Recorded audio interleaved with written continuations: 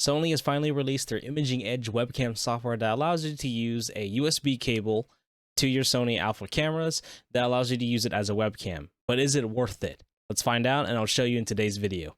Cue that intro. All right, to get started, you're going to go ahead and go to this link. I'll put it into the description. It's essentially, obviously, Sony's site. You can also just Google search Imaging Edge webcam. If you go there, you'll find a download and how to use links. Go ahead and put a how to use link, make that into a new tab.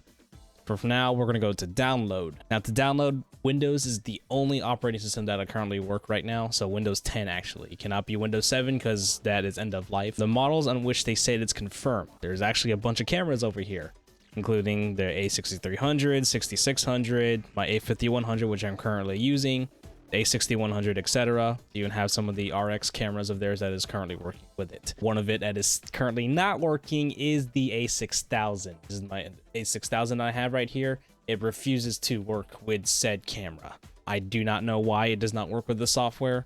It's possibly something that the camera itself is not being shown correctly, being this tethered USB view or something like that. It would be possibly fixed in the future. I hope it does. But yeah, it currently does not work with the A6000. So if you have an A6000, you can try it. But for as of right now, mine does not work. It refuses to work. Essentially, I will get the Imaging Edge webcam boot screen, I guess, in this case. It just never leaves that screen. Even doing the required settings that it will do in the how to use guide, it does not work at all. So once you click a camera, go to A5100, you click the download link, you'll get the camera application itself. There's only one version as of right now. So like it says, move the download, double click the file to install it. I won't install it because obviously I'm using it right now. And then you just restart your PC for it.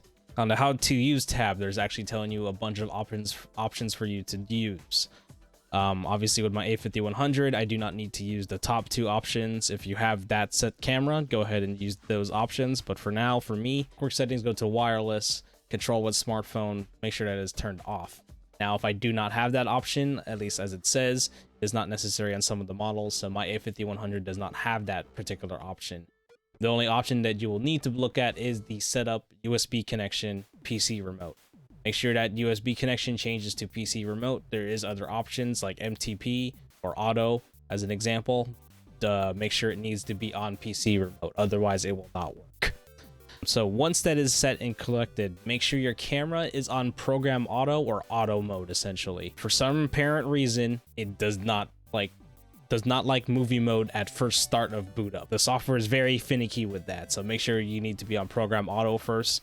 If you're on movie mode, go ahead and move it to auto mode first. Make sure the camera feed gets out first, and then switch it back to move. So for me, this is what I'm having currently. If I do, I'll move this to full screen, so I'll show you exactly what it looks like. Okay, so this is me full screen with the chroma key on as of right now because I do have my green screen behind me.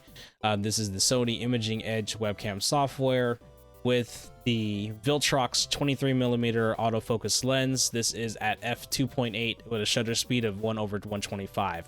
This is the closest I'll get this to 120 because there is no 120 option on the A5100, as I am currently using the output for 60 FPS. But as you can see, this does not look like 60 FPS. So if I go into the Sony USB camera, go to properties, under devices, and I am currently using OBS to record this video. In OBS, you will add a video capture device. The device itself is called Sony Camera Imaging Edge. This is the version that you'll be using. This will be for if you're on Zoom, you're on Google Hangouts, Skype, any of those chatting services essentially. Zoom being obviously the most popular right now. For setup, I do actually custom resolution. There is a device default, but that has currently not been working for me recently, so I'll leave it as B. 1024 by 526 is the resolution that the software is supported by. You cannot change it essentially, so you're kind of stuck with this little frame rate, 30 FPS, etc. Even if you change it to, let's say, at least in OBS where you do highest FPS, it's not gonna work. It will stay at this whatever choppy frame rate you'll get. MJPEG is the format, is the only thing you will have. You can check any, but it will probably won't do anything. Color space, obviously do 709. and color range.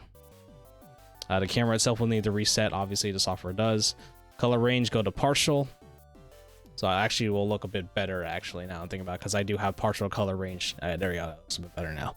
So yeah, essentially, this is what it will look like with the Sony imaging webcam software. Now I'm going to show you what it looks like with a actual capture card.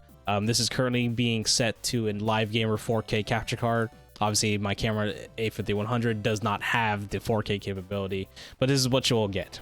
Okay, so as you notice, this is through a capture card. This is the, like I said, Live Gamer 4K. Same settings as the camera. So obviously the Viltrox 23mm f1.4 camera is the camera lens itself, but currently I have it set to 1/125 shutter speed at f2.8 as of right now. And as you can see, frame rate is much improved. Obviously, it's a bit smoother, actually in sync with my actual mic audio, etc.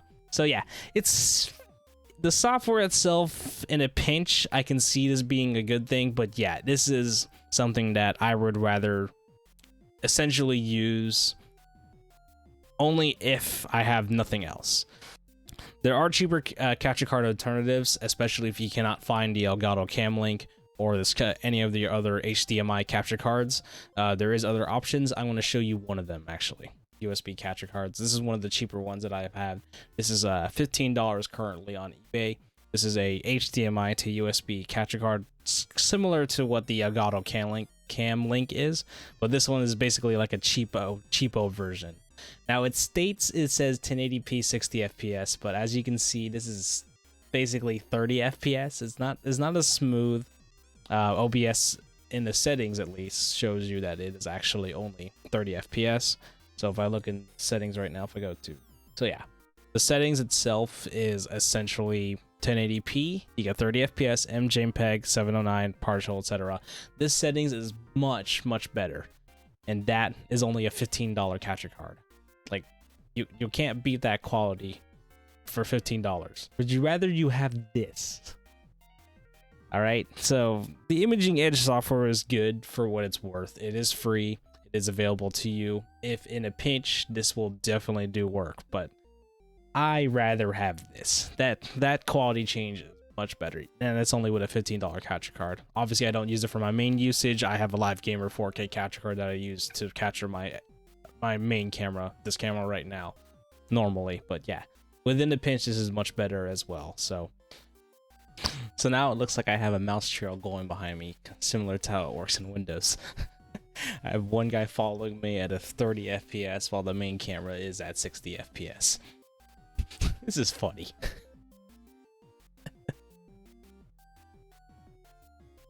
This is the quality you will get out of a Sony Alpha A5100 using the Rokinon 12mm f2.0 lens, as well as using Sony's new Imaging Edge webcam software that just released today. As you can see, it is very choppy. This is the quality you'll get out of the Sony Alpha A5100 using a capture card. The current lens on it is the Rokinon / Samyang 12mm f2.0 lens.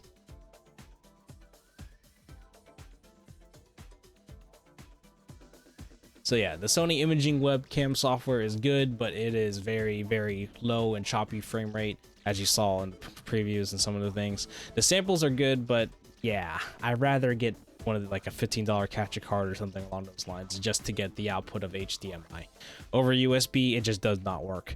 In the future, if it becomes USB Type-C with USB 3.0 speeds or something like that, possibly it could be done better over USB. But as of right now, capture cards are the way to go. So I'll see you guys in the next one. Thank you very much for watching. Hope you guys enjoyed.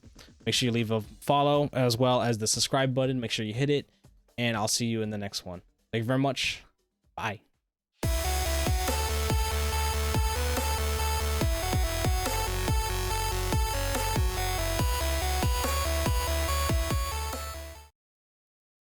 So I have both of these things running at the same time, and you can kind of see that I have two of me at the same exact point.